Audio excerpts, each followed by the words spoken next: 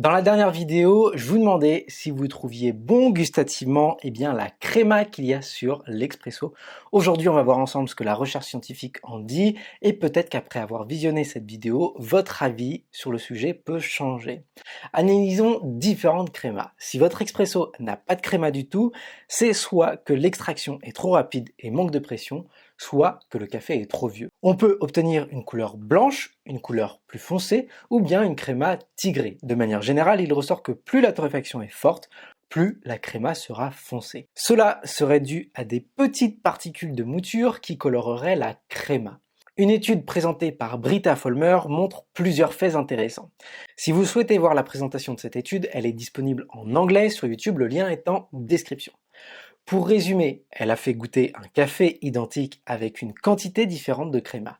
Les groupes de personnes devaient juger les cafés dans différentes conditions. D'abord uniquement visuellement, ensuite ils goûtaient le café à l'aveugle et enfin ils goûtaient en ayant regardé le café et ensuite ils pouvaient le goûter. Ils ont observé que plus il y avait de créma, plus la douceur était ressentie, probablement due à la texture de la créma qui donnait cette sensation de douceur. Dans cette même expérience, lorsqu'il n'y a pas de créma, c'est en ayant les yeux bandés qu'ils ont estimé qu'il y avait une plus forte douceur. Alors que lorsqu'il y avait un peu de créma, lorsqu'ils avaient un visuel sur le café, ils estimaient que le café était plus doux que lorsqu'ils le goûtaient à l'aveugle. De cette façon, ils ont observé que la visualisation de la créma avait un impact sur l'expérience sensorielle globale. Alors, il est courant de penser que la créma va retenir les arômes du café. Or, ils ont observé que la créma facilite au contraire l'échappement des arômes volatiles de notre expresso. Donc non, la créma ne retient pas les arômes du café. Enfin, ils ont observé que plus il y avait de créma, plus l'arôme de cuisson était ressenti. Alors personnellement, l'arôme de cuisson, c'est ce que je trouve de moins intéressant dans le café de spécialité et dans le café en général.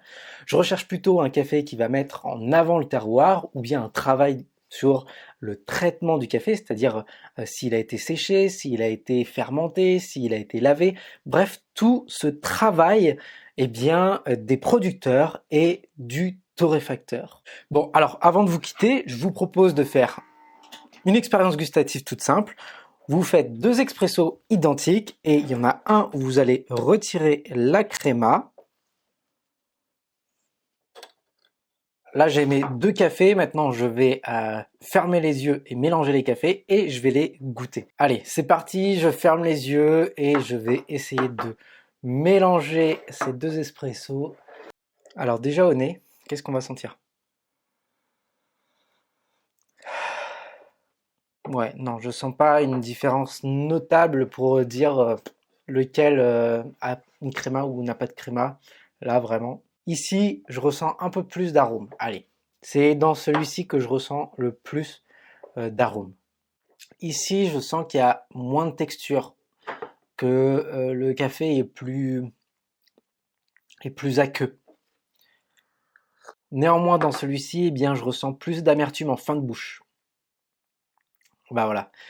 Mais là où il y a de la créma, et encore, l'expérience n'était pas complète parce que la créma, il n'y avait pas une grosse créma dans celui-ci non plus.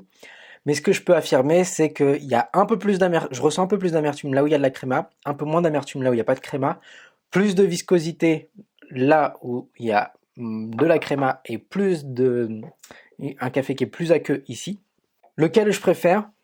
Là, ça me pose problème que je ressens plus de la queue du café et là ça me pose problème de sentir l'amertume et le grillé du café.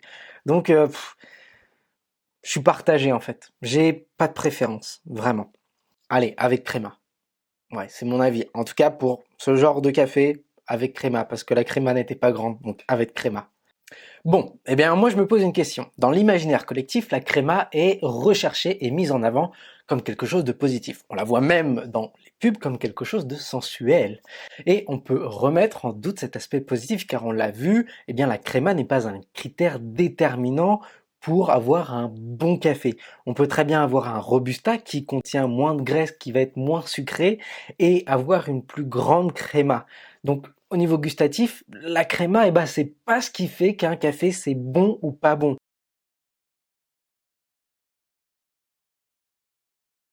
Et allons-nous voir un jour une pub sans créma? Je vous pose la question et j'attends vos réponses dans les commentaires. Avant de vous quitter, eh bien, je vous prie de bien vouloir liker cette vidéo, de vous abonner en activant la cloche si ce n'est pas encore fait. C'est un petit geste pour vous, mais pour moi, ça veut dire beaucoup. Je vous souhaite de bons cafés sur écolecafé.com. Ciao!